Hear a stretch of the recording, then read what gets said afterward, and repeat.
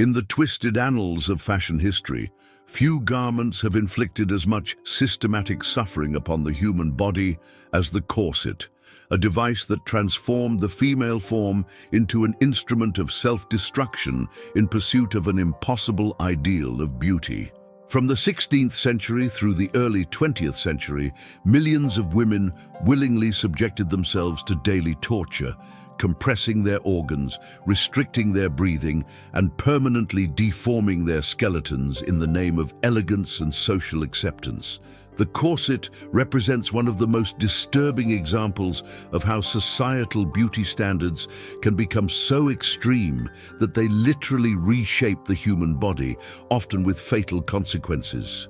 The origins of the corset can be traced to the Spanish court of the 16th century, where Catherine de' Medici introduced the corps piqué, an early form of stays that used whalebone and steel to create an unnaturally narrow waist. This innovation was not merely a fashion statement, but a deliberate attempt to control and reshape the female body according to masculine ideals of beauty and propriety. The corset quickly spread throughout European aristocracy, becoming a symbol of wealth, status, and moral virtue that would dominate women's fashion for over 4 centuries. The construction of a proper corset was a feat of engineering that rivaled the complexity of medieval armor, requiring skilled craftsmen who understood both human anatomy and the principles of mechanical compression. The typical corset consisted of multiple layers of fabric reinforced with whalebone, steel, or wooden stays that were sewn into channels running vertically along the torso. These stays were designed to distribute pressure evenly across the rib cage and waist, while preventing the fabric from stretching under the enormous forces generated by tight lacing. The result was a garment that functioned essentially as an external skeleton, replacing the natural support of muscles and bones with artificial constraint. The process of putting on a corset was a daily ritual of systematic compression that could take up to an hour and required the assistance of servants or family members. The wearer would first don a thin chemise to protect the skin from the rough fabric and stays, then position the corset around her torso before beginning the laborious process of tightening the laces. This procedure started with gentle pressure and gradually increased until the desired waist measurement was achieved, often reducing the natural waist by 6 to 8 inches or more.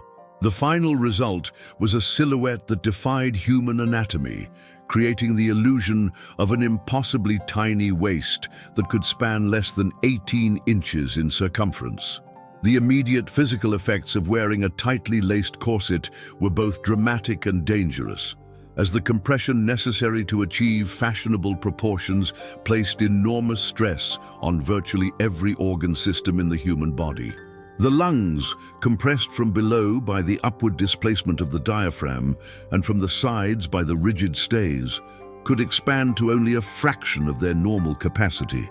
This restriction forced women to breathe in short, shallow gasps that provided barely enough oxygen to maintain consciousness, leading to the frequent fainting spells that became so associated with feminine delicacy during the Victorian era. The case of Empress Elizabeth of Austria illustrates the extreme lengths to which some women would go in pursuit of the perfect corseted figure. Elizabeth, known for her obsession with maintaining an 18-inch waist throughout her adult life, subjected herself to a daily routine of tight lacing that required the assistance of multiple servants and could take over 2 hours to complete. Her corsets were custom-made by the finest craftsmen in Europe and incorporated innovations like steel springs and mechanical tightening devices that could achieve compression levels impossible with traditional lacing. The Empress's dedication to this practice was so extreme that she reportedly slept in a modified corset and never appeared in public without being tightly laced, even during pregnancy. The digestive system suffered perhaps the most severe damage from corset wearing, as the compression of the abdominal cavity forced the stomach, liver, and intestines into unnatural positions that made normal digestion virtually impossible. The stomach, compressed from above and below, could hold only a fraction of its normal contents, forcing women to eat tiny portions throughout the day rather than regular meals. The liver, pushed upward and compressed against the ribs, often developed permanent deformations that could be seen in autopsy examinations decades after death. The intestines, squeezed into the lower abdomen, frequently became twisted or blocked, leading to chronic constipation, intestinal obstructions, and, in some cases, life-threatening complications. The skeletal system underwent permanent changes in response to years of corset wearing, as the constant pressure gradually reshaped the ribcage, spine, and pelvis in ways that would persist long after the corset was removed. The lower ribs, compressed inward by the stays, often developed permanent indentations or fractures that could be felt through the skin. The spine, forced into an unnatural S-curve by the corset's design, frequently developed chronic curvature problems that caused lifelong pain and mobility issues. The pelvis, tilted forward by the corset's construction, often became deformed in ways that made childbirth extremely dangerous or impossible. The reproductive consequences of corset wearing were particularly devastating, as the compression and displacement of internal organs often affected the uterus, ovaries, and other reproductive structures in ways that could cause infertility, miscarriage, or death during childbirth. The uterus, pushed downward by the compressed abdominal organs, often became tilted or prolapsed, leading to painful menstrual periods and difficulty conceiving. During pregnancy, the continued wearing of corsets could compress the developing fetus, leading to premature birth, developmental abnormalities, or fetal death. The deformed pelvis that resulted from years of corset wearing often made natural childbirth impossible, requiring dangerous surgical interventions that frequently resulted in the death of both mother and child. The circulatory system was severely compromised by the compression of major blood vessels, particularly the vena cava and aorta, which were squeezed between the displaced organs and the rigid stays of the corset. This compression reduced blood flow to the lower extremities, causing chronic swelling, varicose veins, and in severe cases, blood clots that could travel to the lungs or brain with fatal consequences. The reduced circulation also affected the skin, causing a pale, bloodless complexion that was ironically considered a mark of beauty and refinement during the height of corset fashion. The psychological effects of corset wearing were as profound as the physical consequences, as women who had worn tight corsets from childhood often developed a distorted relationship with their own bodies that persisted throughout their lives. The constant discomfort and restriction of movement created a state of chronic stress that affected mood, behavior, and mental health. Many women reported feeling incomplete or improperly dressed when not wearing a corset, suggesting a form of psychological dependence that made it difficult to abandon the practice even when its dangers became apparent. The social pressure to maintain a fashionably small waist was so intense that women often competed with each other to achieve ever more extreme levels of compression, leading to a dangerous escalation in the tightness of lacing that pushed the human body beyond its limits of endurance. Society magazines published measurements of famous beauties, creating public standards that encouraged women to risk their health in pursuit of impossible ideals. The practice of tight lacing became a form of competitive self-destruction, with some women achieving waist measurements of 16 inches or less at the cost of permanent organ damage and chronic illness. The medical profession of the era was largely complicit in the corset culture, with many physicians actually recommending tight lacing as beneficial for women's health and moral development.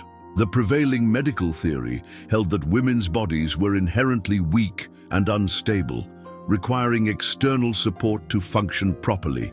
This pseudo-scientific justification for corset wearing was reinforced by the belief that physical restraint would promote moral restraint, making women more virtuous and less likely to engage in improper behavior. The result was a medical establishment that not only failed to protect women from the dangers of corseting, but actively promoted practices that caused systematic harm. The economic aspects of corset culture created a massive industry that employed thousands of workers and generated enormous profits for manufacturers, retailers, and related businesses.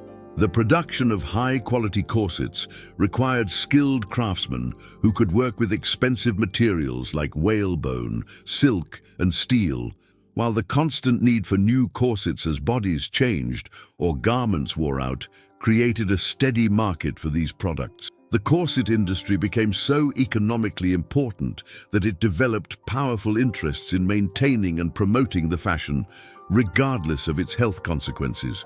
The international nature of corset fashion meant that the practice spread rapidly across different cultures and social classes, adapting to local customs while maintaining its essential character as a form of systematic body modification.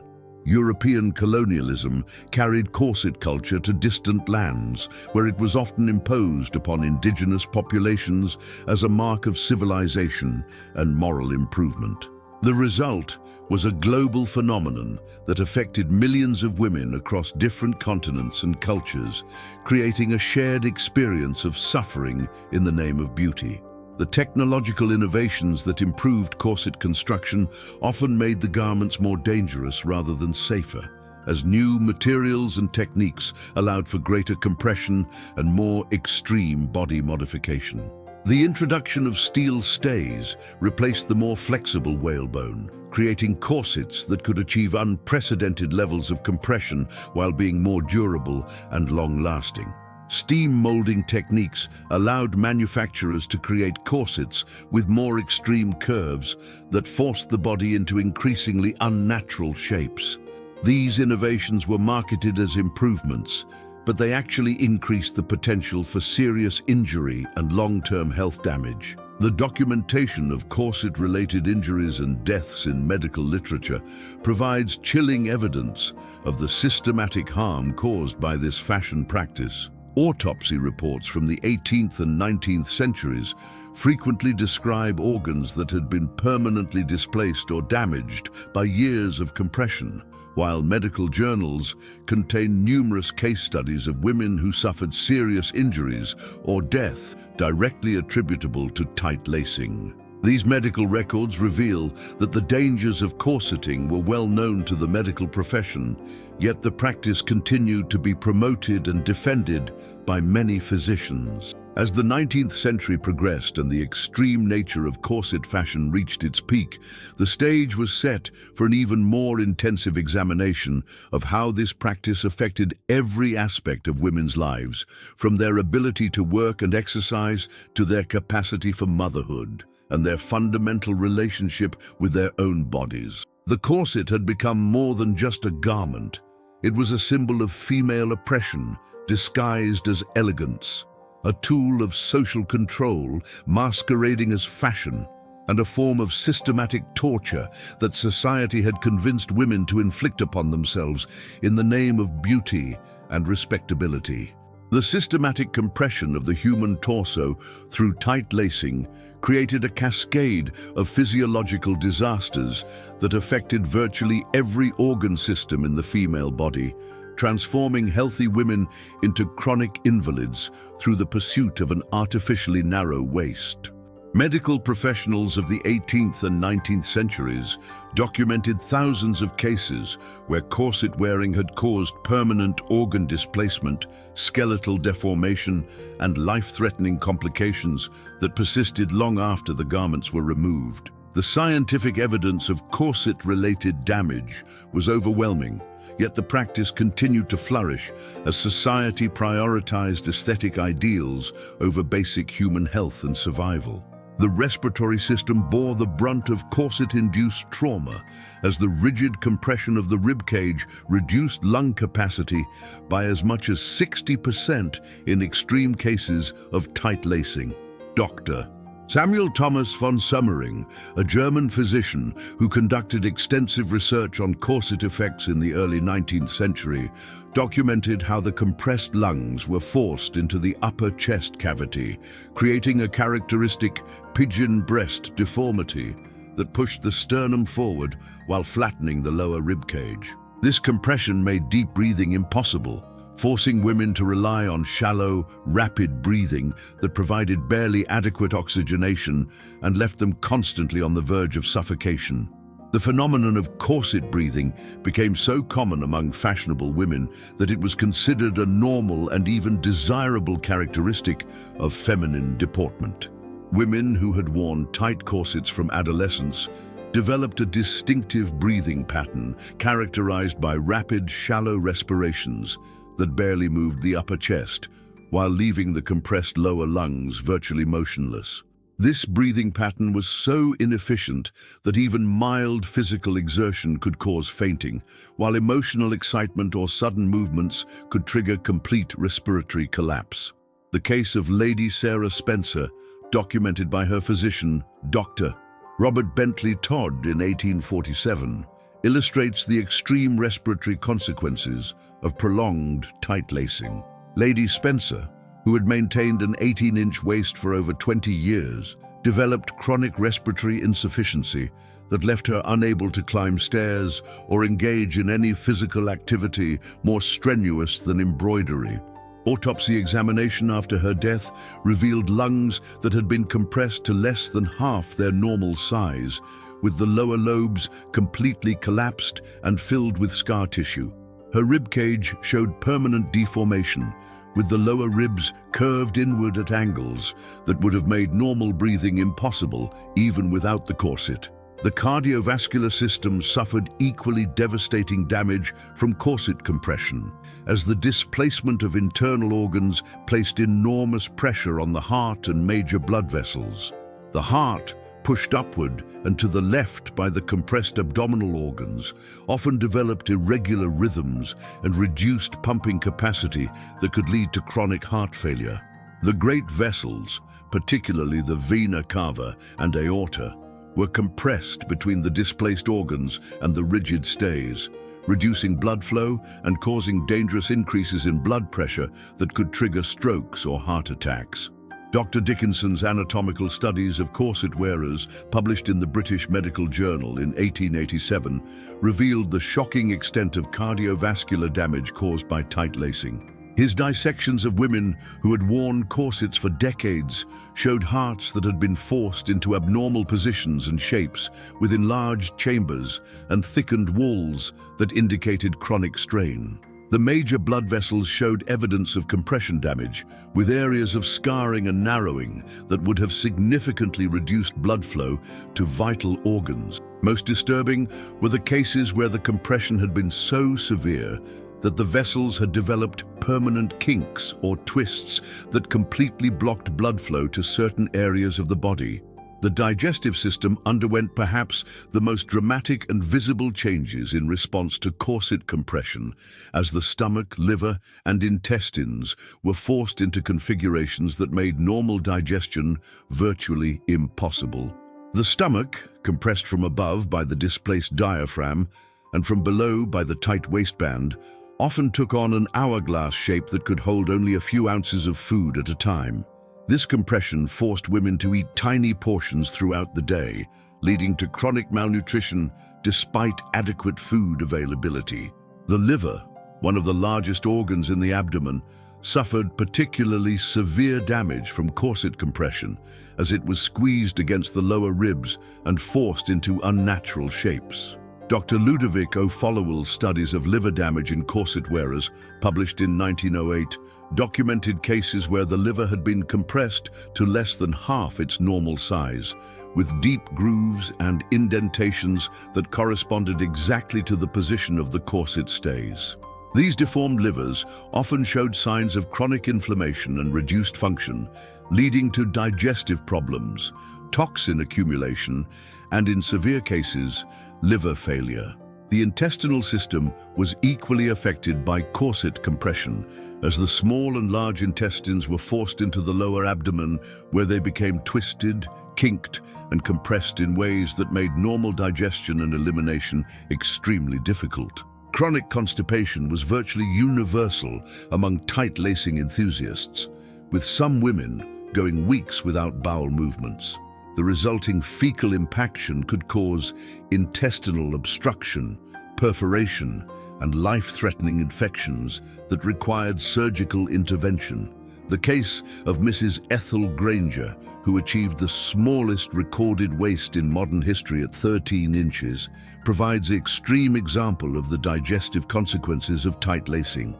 Medical examinations revealed that her stomach had been compressed to the size of a small tube, capable of holding less than 2 ounces of liquid at a time.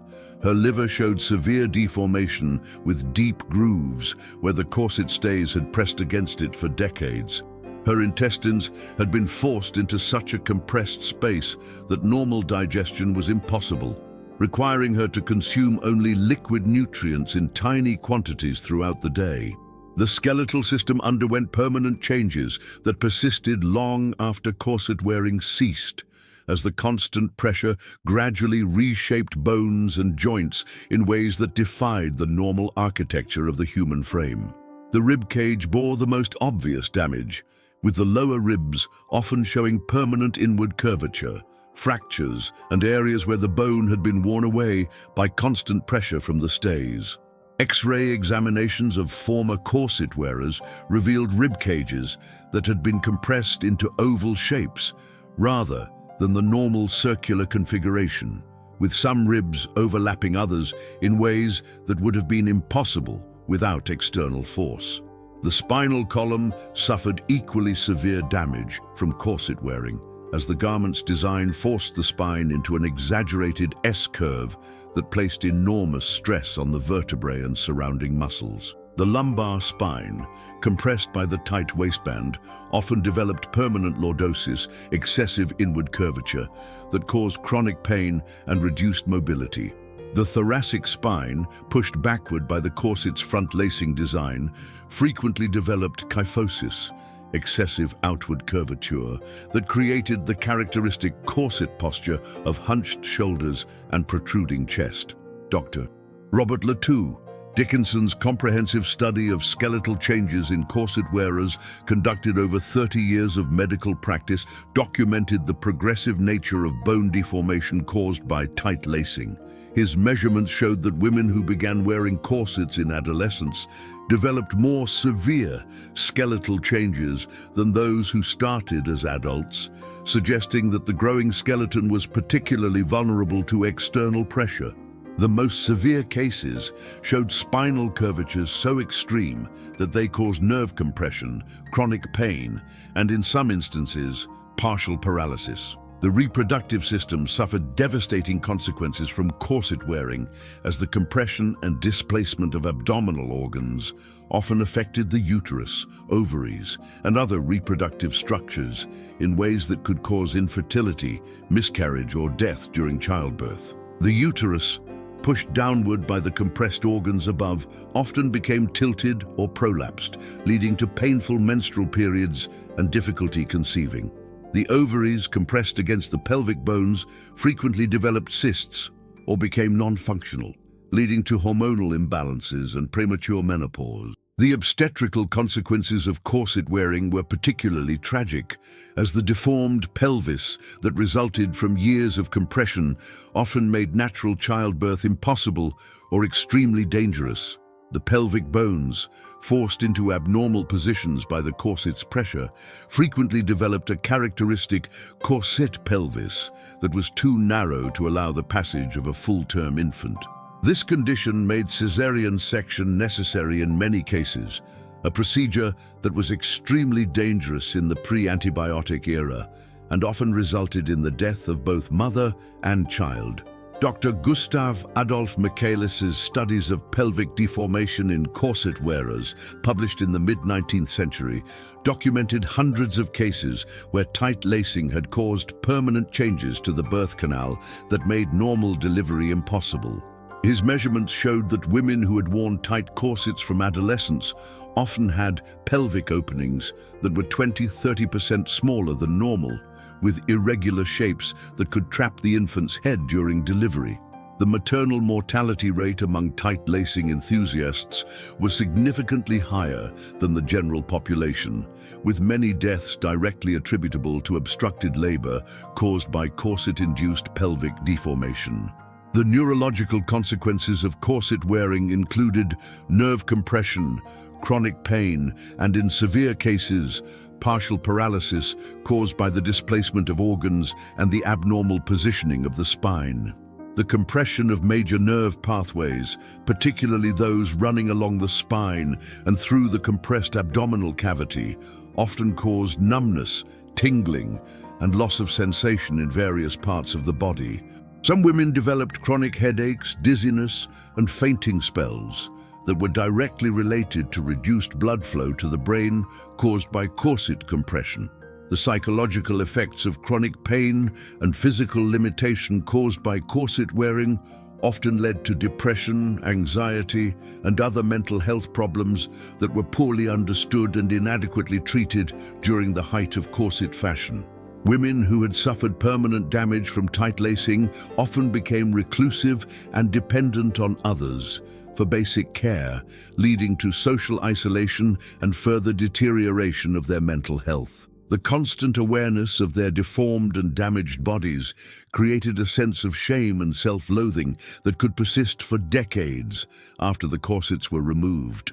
The documentation of corset-related medical problems in contemporary medical literature provides overwhelming evidence of the systematic harm caused by this fashion practice. Medical journals from the 18th and 19th centuries contain hundreds of case studies describing women who had suffered serious injuries or death directly attributable to tight lacing. These reports describe everything from simple fainting spells to complete organ failure, providing a comprehensive catalogue of the ways in which corset wearing could damage or destroy the human body.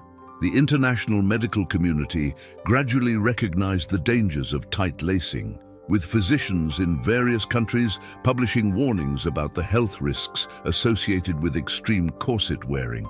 However, these medical warnings were often ignored or dismissed by fashion-conscious women and their families, who prioritized social acceptance and aesthetic ideals over medical advice. The result was a continuing epidemic of corset-related injuries and deaths that persisted well into the 20th century, long after the medical evidence of harm had become overwhelming. As the scientific understanding of corset-related damage became more sophisticated and comprehensive, it became increasingly clear that the practice of tight lacing represented one of the most systematic and widespread forms of self-inflicted injury in human history. The medical evidence revealed that corset wearing was not merely uncomfortable or inconvenient, but was actively destroying the bodies of millions of women in pursuit of an aesthetic ideal that defied basic human anatomy and physiology. The corset represented far more than a simple fashion garment. It was a sophisticated instrument of social control that physically embodied society's determination to restrict, constrain, and ultimately dominate the female body and spirit. Through the systematic application of physical restraint, disguised as elegance, the corset culture created a form of institutionalized oppression that was so deeply embedded in social expectations that women themselves became willing participants in their own subjugation. The tight-laced woman became a living symbol of male power and female submission, her compressed waist serving as visible proof that she had sacrificed her health, comfort, and physical autonomy in service to patriarchal ideals of beauty and propriety.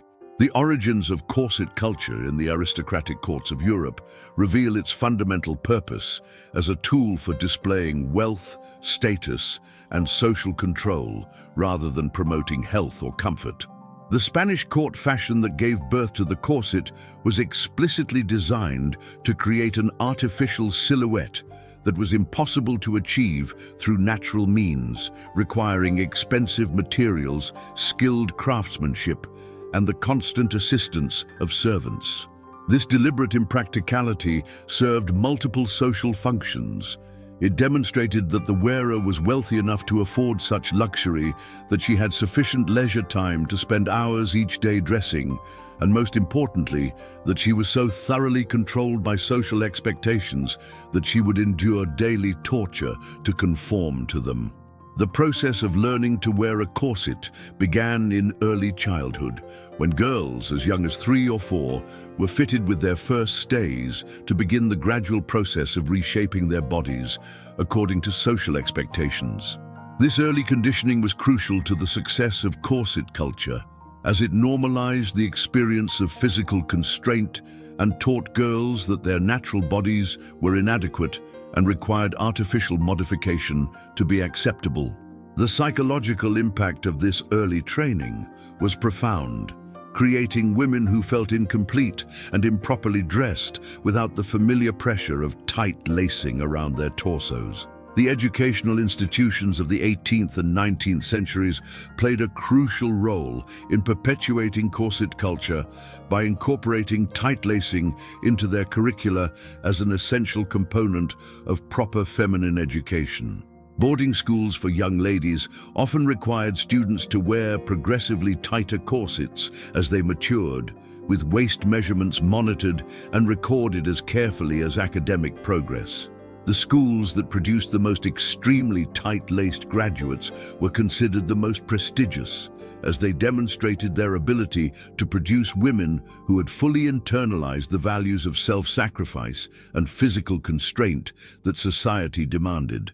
The case of the Cheltenham Ladies' College, one of England's most prestigious finishing schools, illustrates how educational institutions systematized the process of female body modification through corset training. Students at the college were required to achieve specific waist measurements by certain ages, with those who failed to meet these standards subjected to additional restrictions and social ostracism.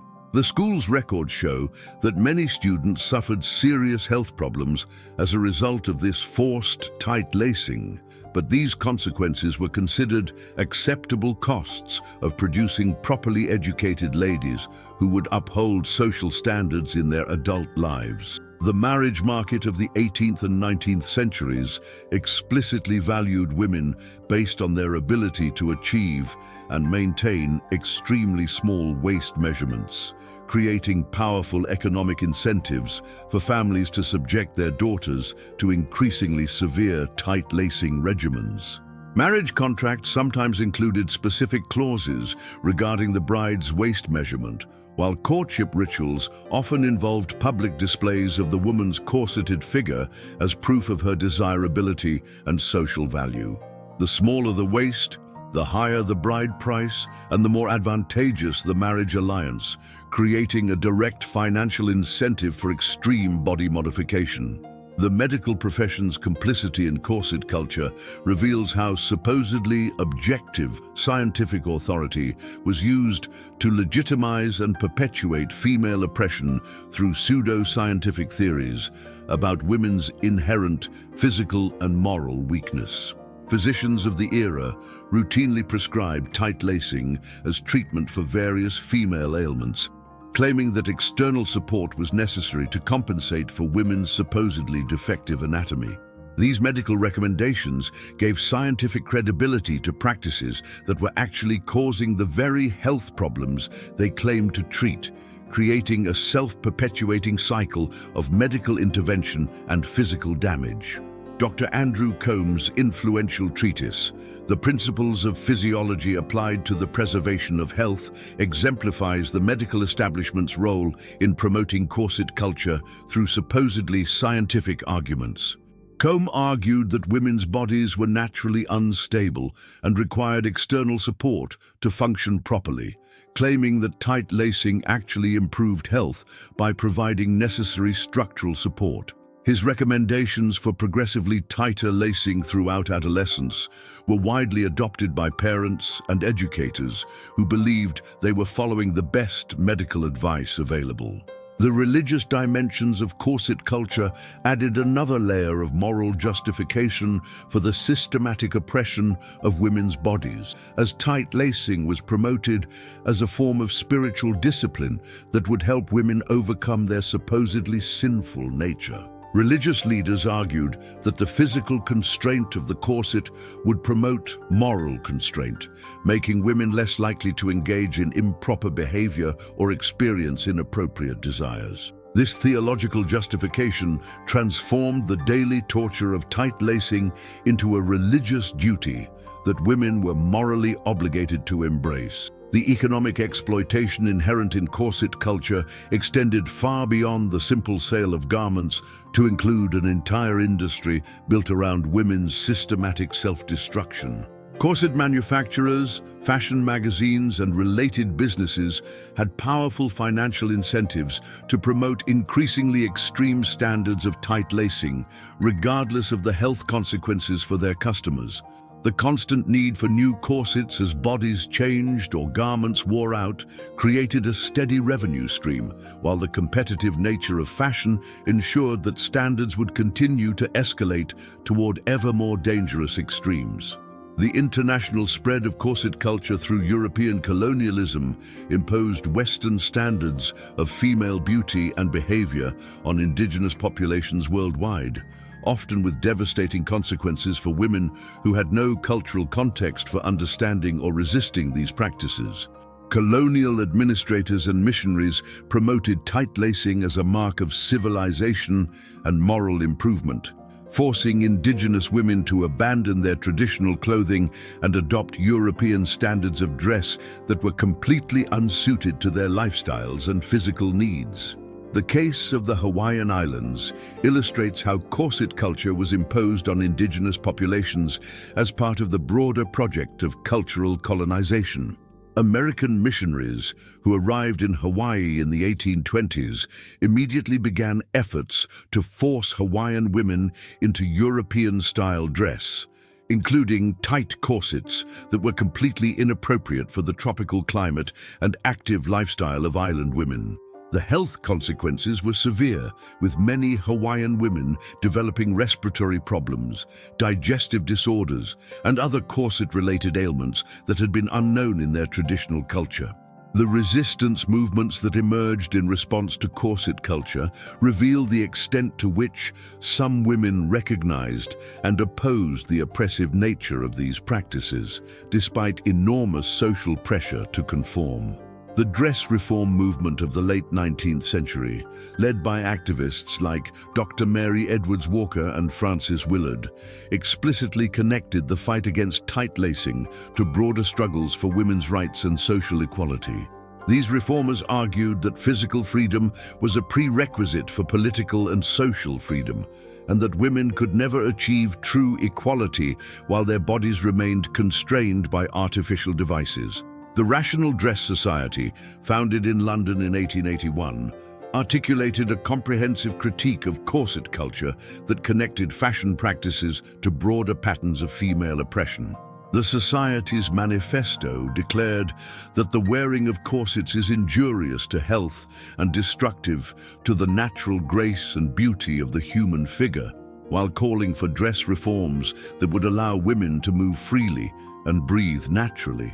Despite facing ridicule and social ostracism, these reformers persisted in their efforts to educate women about the dangers of tight lacing and promote alternative approaches to fashion and beauty. The psychological mechanisms that enabled corset culture to persist, despite its obvious dangers, reveal the sophisticated ways in which oppressive practices can become normalized and even embraced by their victims. Women who had internalized the values of corset culture often became its most ardent defenders, arguing that tight lacing was necessary for health, beauty, and moral virtue. This psychological identification with oppressive practices made reform efforts extremely difficult, as they required women to acknowledge that they had been systematically harming themselves in service to false ideals. The competitive aspects of corset culture created social dynamics that encouraged women to police each other's adherence to tight lacing standards, creating a system of mutual surveillance and enforcement that made resistance extremely difficult. Women who failed to achieve sufficiently small waist measurements faced social ostracism, while those who achieved extreme compression were celebrated and emulated. This competitive dynamic ensured that standards would continue to escalate toward ever more dangerous extremes, as women competed to demonstrate their commitment to social ideals through increasingly severe self-modification. The documentation of resistance to corset culture in personal letters, diaries, and other private sources reveals that many women were aware of the oppressive nature of these practices, but felt powerless to resist them due to social and economic pressures. These private accounts describe the daily suffering caused by tight lacing, the health problems that resulted from prolonged corset wearing, and the frustration of being trapped in a system that demanded self-destruction as the price of social acceptance. The legacy of corset culture extends far beyond the historical period in which it flourished, influencing modern attitudes toward female beauty, body modification, and the relationship between fashion and oppression. The psychological patterns established during the corset era, the willingness to endure pain for beauty, the internalization of impossible standards, and the use of fashion as a tool of social control continue to shape contemporary culture in ways that are often unrecognized but profoundly influential. The ultimate tragedy of corset culture lies not only in the physical damage it inflicted on millions of women, but in its success at convincing those women that their suffering was voluntary, beautiful, and morally necessary. By transforming oppression into fashion and constraint into elegance, corset culture created a form of systematic domination that was so thoroughly internalized that its victims became its most effective advocates. The tight-laced woman, gasping for breath in her steel-reinforced prison, became the perfect symbol of a society that had convinced half its population to participate willingly in their own systematic destruction.